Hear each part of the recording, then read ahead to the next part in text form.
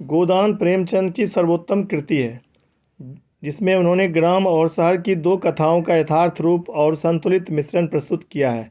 गोदान होरी की कहानी है उस होरी की जो जीवन भर मेहनत करता है, अनेक कष्ट सहता है, केवल इसलिए कि उसकी मर्यादा की रक्षा हो सके, और इसीलिए वह दूसरों को प्रसन्न रखने का प्रयास भी करता है, किंतु उसे इसका फल नहीं मिलता। फिर भी अपनी मर्यादा नहीं बचा पाता। अंततः वह तप तप करके अपने जीवन को ही होम कर देता है। यह केवल होरी की ही नहीं, अपितु उस काल के हर भारतीय किसान की आत्मकथा है। इसके साथ ही जुड़ी है शहर की प्रासंगिक कहानी। दोनों कथाओं का संगठन इतनी कुशलता से हुआ है कि उसमें प्रवाह आद्योपांत बना रहता है। प्रेमचंद की कलम की यही विशेषता है। अब गोदान कहानी। होरी राम ने दोनों बैलों को सानी पानी देकर अपनी स्त्री धनिया से कहा, गोबर को उख गोरने भेज देना, मैं न जाने कब लौटूं, जरा मेरी लाठी दे दे। धनिया के दोनों हाथ गोबर से भरे थे। उपले पास कर आई थी, बोली, अरे कुछ रस पानी तो कर लो, ऐसी जल्दी क्या है। होरी ने अपने झुर्रियों से भरे हुए माथे को सिकोड़ कर कहा, तुझे रस पानी की पड़ी है। मुझे चिंता है कि अबेर हो गई तो मालिक से भेंट न होगी। स्नान पूजा करने लगेंगे तो घंटों बैठे बीत जाएगा। इसी से तो कहती हूँ कुछ जलपान कर लो, और आज न जाओगे तो कौन हरज होगा। अभी तो परसों गए थे। तू जो बात नहीं समझती उसमें टांग क्यों आती है भाई। मेरी लाठी दे दे और अपना काम देख। यह इसी मिलते जुलते रहने का प्रसाद है कि अब तक जान बची हुई है। नहीं कहीं पता न लगता कि इधर किधर गए। गांव में इतने आदमी तो हैं, किस पर बेदखली नहीं आई, किस पर कुर्की नहीं आई। जब दूसरे के पांव तले अपनी गर्दन दबी हुई है तो उन पांवों को सहलाने में ही कुशल है। धनिया इतनी व्यवहार कुशल न थी। उसका विचार था कि हमने जमींदार के खेत जोते हैं तो वह अपना लगान ही तो लेगा। उसकी खुशामद क्यों करें, उसके तलवे क्यों सहलाएं। यद्यपि अपने विवाहित जीवन के इन 20 वर्षों में उसे अच्छी तरह अनुभव हो गया था कि चाहे जितनी कितनी ही कतर ब्योंत करो, कितना ही पेट तन काटो, चाहे एक एक कौड़ी को दांत से पकड़ो, मगर लगान बेबाक होना मुश्किल है। फिर भी वह हार न मानती थी, और इस विषय पर स्त्री पुरुष में आए दिन संग्राम छिड़ा रहता था। उसकी 6 संतानों में अब केवल 3 जिंदा हैं। एक लड़का गोबर 16 साल का, और 2 लड़कियां सोना और रूपा 12 और 8 साल की। 3 लड़के बचपन में ही मर गए। उसका मन आज भी कहता था अगर उनकी दवा दारू होती तो वे बच जाते, पर वह एक धेले की दवा भी न मंगवा सकी थी। उसकी ही उम्र ही क्या थी, अभी 36वां ही साल तो था, पर सारे बाल पक गए थे। चेहरे पर झुर्रियाँ पड़ गई थी, सारी देह ढल गई थी। वह सुंदर गेहुआ रंग सांवला गया था और आंखों से भी कम सूझने लगा था। पेट की चिंता ही के कारण तो कभी जीवन का सुख न मिला। इस चिरस्थायी जीर्णावस्था ने उसके आत्मसम्मान को उदासीनता का रूप दे दिया था। जिस गृहस्थी में पेट की रोटियां भी न मिले, उसके लिए इतनी खुशामद क्यों। इस परिस्थिति से उसका मन बराबर विद्रोह किया करता था, और 2-4 घुड़कियां खा लेने पर ही उसे यथार्थ का ज्ञान होता था। उसने परास्त होकर होरी की लाठी, मिर्जई जूते, पगड़ी और तंबाकू का बटुआ लाकर सामने पटक दिया। होरी ने उसकी ओर आंखें तरेर कर कहा, क्या ससुराल जाना है जो 5 पोशाक लाई है। ससुराल में तो कोई जवान साली सलहज नहीं बैठी है जिसे जाकर दिखाऊं। होरी के गहरे सांवले पिचके हुए चेहरे पर मुस्कुराहट की मृदुता झलक पड़ी। धनिया ने लजाते हुए कहा, ऐसे ही तो बड़े सजीले जवान हो कि साली सलजे तुम्हें देखकर रीझ जाएंगी। होरी ने फटी हुई मिर्जई को बड़ी सावधानी से तह करके खाट पर रखते हुए कहा, तो क्या तू समझती है मैं बूढ़ा हो गया। अभी तो 40 भी नहीं हुए। मर्द 60 पर पाठे होते हैं। जाकर शीशे में मुंह देखो। तुम जैसे मर्द 60 पर पाठे नहीं होते। दूध घी अंजन लगाने तक को नहीं मिलता, पाठे होंगे। तुम्हारी दशा देख देख कर तो मैं भी सूखी जाती हूँ कि भगवान, यह बुढ़ापा कैसे कटेगा, किसके द्वार पर भीख मांगेंगे। होरी की वह क्षणिक मृदुता यथार्थ की इस आँच में जैसे झुलस गई। लकड़ी संभालता हुआ बोला, 60 तक पहुँचने की नौबत न आने पाएगी धनिया, इसके पहले ही चल देंगे। धनिया ने तिरस्कार किया, अच्छा रहने दो, मत अशुभ मुंह से निकालो। तुमसे कोई अच्छी बात भी कहे तो लगते हो कोसने। होरी कंधे पर लाठी रखकर घर से निकला तो धनिया द्वार पर खड़ी उसे देर तक देखती रही। उसके इन निराशा भरे शब्दों ने धनिया के चोट खाए हुए हृदय में आतंकमय कंपन सा डाल दिया था। वह जैसे अपने नारित्व के संपूर्ण तप और व्रत से अपने पति को अभय दान दे रही थी। उसके अंतःकरण से जैसे आशीर्वादों का व्यूह सा निकलकर होरी को अपने अंदर छिपाए लेता था। विपन्नता के इस अथाह सागर में सुहागी वह तृण था जिसे पकड़े हुए वह सागर को पार कर रही थी। इन असंगत शब्दों ने यथार्थ के निकट होने पर भी मानो झटका देकर उसके हाथ से वह तिनके का सहारा छीन लेना चाहा, बल्कि यथार्थ के निकट होने के कारण ही उसमें इतनी वेदना शक्ति आ गई थी। काना कहने से काने को जो दुख होता है वह क्या दो आंखों वाले आदमी को हो सकता है। होरी कदम बढ़ाए चला जाता था। पगडंडी के दोनों ओर ऊख के पौधों की लहराती हुई हरियाली देखकर उसने मन में कहा, भगवान कहीं गौ से बरखा कर दे और डांडी भी सुभिते से रहे तो एक गाय जरूर लेगा। देसी गायें तो ना दूध दे ना उनके बछड़े ही किसी काम के हो। बहुत हुआ तो तेली के कोल्हू में चले, नहीं वह पछाई गाय लेगा, उसकी खूब सेवा करेगा, कुछ नहीं तो 4-5 सेर दूध होगा। गोबर दूध के लिए तरस तरस कर रह जाता है। इस उम्र में ना खाया पिया तो फिर कब खाएगा। साल भर भी दूध पी ले तो देखने लायक हो जाए, बछड़े भी अच्छे बैल निकलेंगे। 200 से कम की गोई ना होगी। फिर गऊ से ही तो द्वार की शोभा है। सवेरे सवेरे गऊ के दर्शन हो जाएं तो क्या कहना। न जाने कब यह साध पूरी होगी, कब वह शुभ दिन आएगा। हर एक गृहस्थी की भांति होरी के मन में भी गऊ की लालसा चिरकाल से संचित चली आती थी। यही उसके जीवन का सबसे बड़ा स्वप्न, सबसे बड़ी साध थी। बैंक सूद से चयन करने या जमीन खरीदने या महल बनवाने की विशाल आकांक्षाएं उसके नन्हे से हृदय में कैसे समाती। जेठ का सूरज आमों के झुरमुट से निकलकर आकाश पर छाई हुई लालिमा को अपने रजत प्रताप से तेज प्रदान करता हुआ ऊपर चढ़ रहा था और हवा में गर्मी आने लगी थी। दोनों ओर खेतों में काम करने वाले किसान उसे देखकर राम राम करते और सम्मान भाव से चिलम पीने का निमंत्रण देते थे, पर होरी को इतना अवकाश कहाँ था। उसके अंदर बैठी हुई सम्मान लालसा ऐसा आदर पाकर उसके सूखे मुख पर गर्व की झलक पैदा कर रही थी। मालिकों से मिलते जुलते रहने ही का तो यह प्रसाद है कि सब उसका आदर करते हैं, नहीं उसे कौन पूछता। 5 बीघे के किसान की बिसात ही क्या। यह कम आदर नहीं है कि 3-3 4-4 हल वाले महतो भी उसके सामने सिर झुकाते हैं। अब वह खेतों के बीच की पगडंडी छोड़कर एक खलेटी में आ गया था, जहाँ बरसात में पानी भर जाने के कारण तरी रहती थी और जेठ में कुछ हरियाली नजर आती थी। आसपास के गांवों की गौएं यहाँ चरने आया करती थी। उस समय में भी यहाँ की हवा में कुछ ताजगी और ठंडक थी। होरी ने 2-3 सांसें जोर से ली। उसके जी में आया कुछ देर यहीं बैठ जाएं, दिन भर तो लू लपट में मरना है ही। कई किसान इस गड्ढे का पट्टा लिखाने को तैयार थे, अच्छी रकम देते थे। ईश्वर भला करे राय साहब का कि इन्होंने साफ कह दिया कि यह ज़मीन जानवरों की चराई के लिए छोड़ दी गई है और किसी दाम पर भी न उठाई जाएगी। कोई स्वार्थी जमींदार होता तो कहता गायें जाए भाड़ में, हमें रुपये मिलते हैं क्यों छोड़ें। पर राय साहब अभी तक पुरानी मर्यादा निभाते आते हैं। जो मालिक प्रजा को न पाले वह भी कोई आदमी है। साथ साथ उसने देखा भोला अपनी गायें लिए इसी तरफ चला आ रहा है। भोला इसी गांव से मिले हुए पूर्वे का ग्वाला था और दूध मक्खन का व्यवसाय करता था। अच्छा दाम मिल जाने पर कभी कभी किसानों के हाथों गायें बेच भी देता था। होरी का मन उन गायों को देखकर ललचा गया।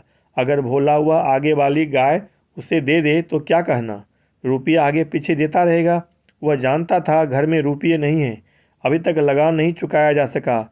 विशेषर शाह का देना भी बाकी है, जिस पर आने रुपये का सूद चल रहा है। लेकिन दरिद्रता में जो एक प्रकार की अदूरदर्शिता होती है, वह निर्लज्जता जो तकाजे गाली और मार से भी भयभीत नहीं होती, उसने उसे प्रोत्साहित किया। बरसों से जो साध मन को आंदोलित कर रही थी, उसने उसे विचलित कर दिया। भोला के समीप जाकर बोला, राम राम भोला भाई, कहो क्या रंग ढंग है। सुना अब की मेले से नई गाय लाए हो। भोला ने रुखाई से जवाब दिया। होरी के मन की बात उसने तार ली थी। हाँ, 2 बछिए और 2 गायें लाया। पहले वाली गायें सब सूख गई थी, बंधी पर दूध न पहुँचे तो गुजर कैसे हो। होरी ने आगे वाली गाय के पुट्ठे पर हाथ रखकर कहा, दुधार तो मालूम होती है, कितने में ली। भोला ने शान जमाई। अब की बाजार बड़ा तेज रहा महतो, इसके 80 रुपये देने पड़े। आंखें निकल गई। 30-30 रुपये तो दोनों कलरों के दिए। इस पर ग्राहक रुपये का 8 से दूध मांगता है। बड़ा भारी कलेजा है तुम लोगों का भाई। लेकिन फिर लाए भी तो वह माल कि यहाँ 5 गाँवों में तो किसी के पास निकलेगी नहीं। भोला पर नशा चढ़ने लगा। बोला, राय साहब इसके 100 रुपये देते थे, दोनों कलरों के 50-50 रुपये, लेकिन हमने न दिए। भगवान ने चाहा तो 100 रुपये इसी बयान में पीट लूँगा। इसमें क्या संदेह है भाई, मालिक क्या खा के लेंगे, नजराने में मिल जाए तो भले ले लें। यह तुम ही लोगों का गुर्दा है कि अंगुली भर रुपये तकदीर के भरोसे गिन देते हो। यही जी चाहता है कि इसके दर्शन करता रहूं। धन्य है तुम्हारा जीवन की गऊओं की इतनी सेवा करते हो। हमें तो गाय का गोबर भी मैसर नहीं। गृहस्थ के घर में एक गाय भी ना हो तो कितनी लज्जा की बात है। साल के साल बीत जाते हैं, गोरस के दर्शन नहीं होते। घरवाली बार बार कहती है, भोला भैया से क्यों नहीं कहते। मैं कह देता हूँ, कभी मिलेंगे तो कहूँगा। तुम्हारे स्वभाव से बड़ी प्रसन्न रहती है। कहती है, ऐसा मर्द ही नहीं देखा कि जब बातें करेंगे नीची आंखें करके कभी सिर नहीं उठाते। भोला पर जो नशा चढ़ रहा था उसे इस भरपूर प्याले ने और गहरा कर दिया। बोला, भला आदमी वही है जो दूसरों की बहू बेटी को अपनी बहू बेटी समझे। जो दुष्ट किसी मेहरिया की ओर ताके उसे गोली मार देनी चाहिए। यह तुमने लाख रुपये की बात कह दी भाई। बस सज्जन वही जो दूसरों की आबरू को अपनी आबरू समझे। जिस तरह मर्द के मर जाने से औरत अनाथ हो जाती है, उसी तरह औरत के मर जाने से मर्द के हाथ पांव टूट जाते हैं। मेरा तो घर उजड़ गया महतो, कोई एक लोटा पानी देने वाला भी नहीं। गत वर्ष भोला की स्त्री लू लग जाने से मर गई थी। यह होरी जानता था, लेकिन 50 बरस का खंखर भोला भीतर से इतना स्निग्ध है वह न जानता था। स्त्री के लालसा उसकी आंखों में सजल हो गई थी। होरी को आसन मिल गया, उसकी व्यावहारिक कृषक बुद्धि सजग हो गई। पुरानी मसल झूठी थोड़ी है, बिन घरनी घर भूत का डेरा। कहीं सगाई क्यों नहीं ठीक कर लेते। ताक में हूँ महतों, पर कोई जल्दी फंसता नहीं। 150 खर्च करने को भी तैयार हूँ, जैसी भगवान की इच्छा। अब मैं भी फिक्र में रहूँगा, भगवान चाहेंगे जल्दी घर बस जाएगा। बस यही समझ लो कि उबर जाऊँगा भैया।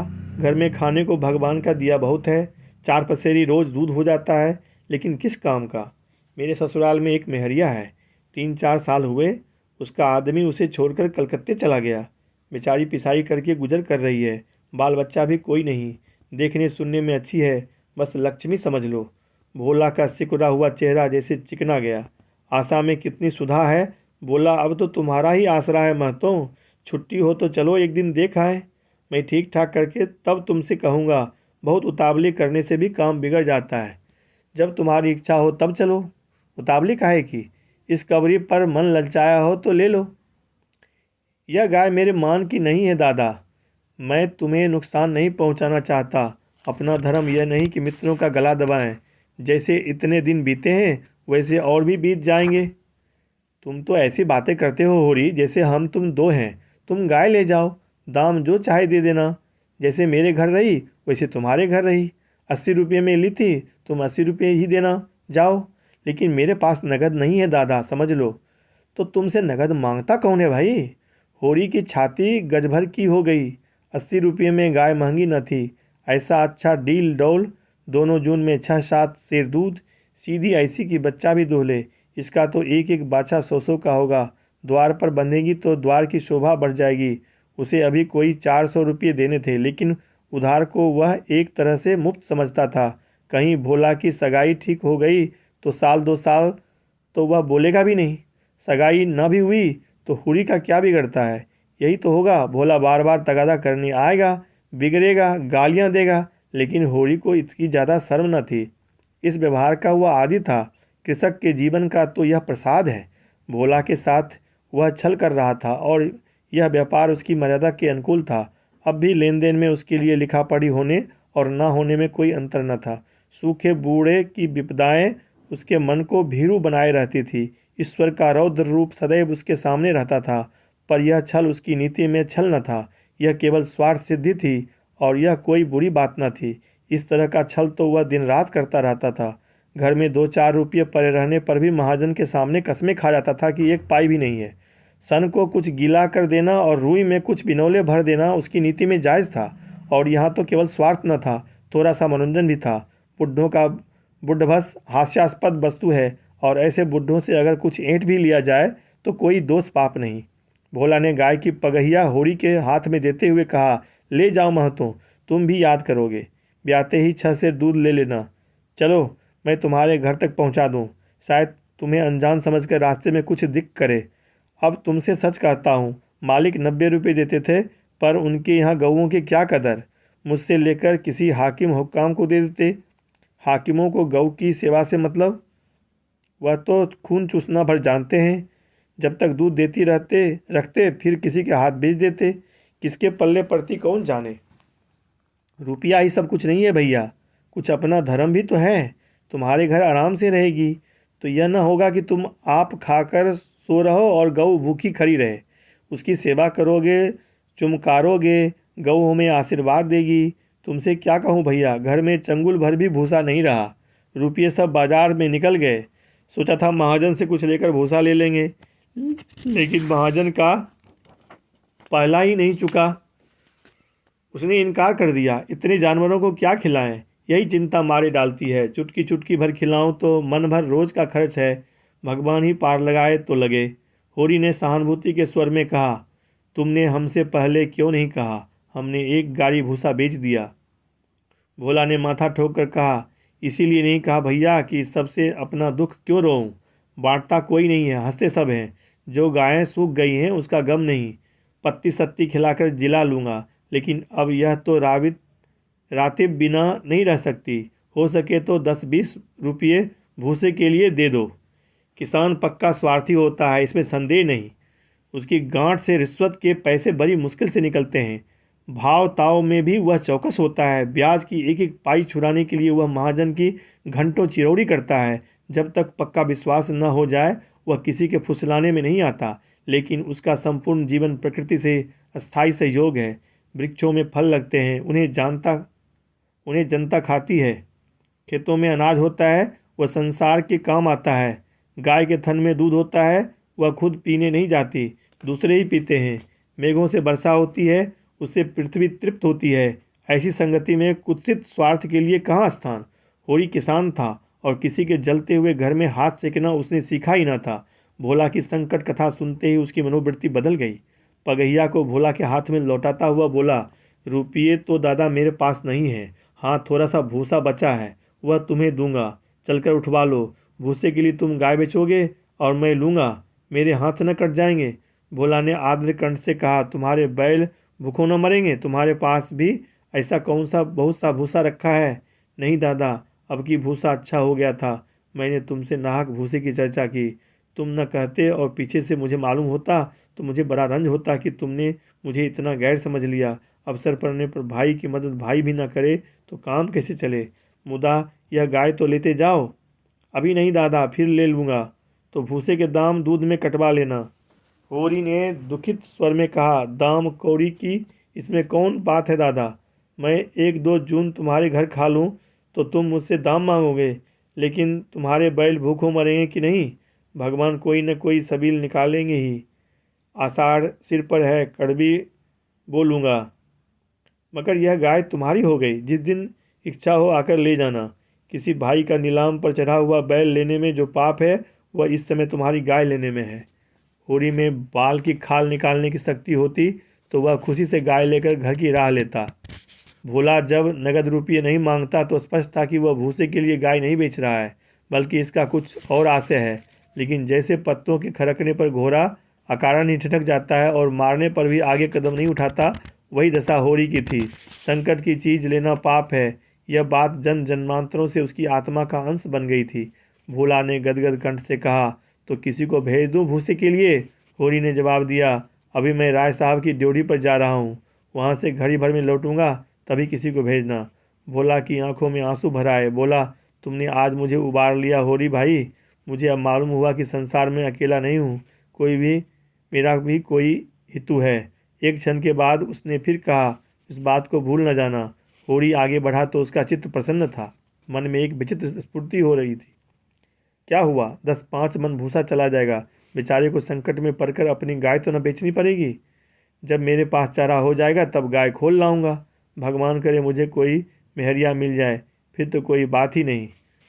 उसने पीछे फिर देखा। कबरी गाय पूंछ से मक्खियाँ उड़ाती, सिर हिलाती, मस्तानी मंद गति से झूमती चली जाती थी, जैसे बांदियों के बीच में कोई रानी हो। कैसा शुभ होगा वह दिन जब यह कामधेनु उसके द्वार पर बंधेगी।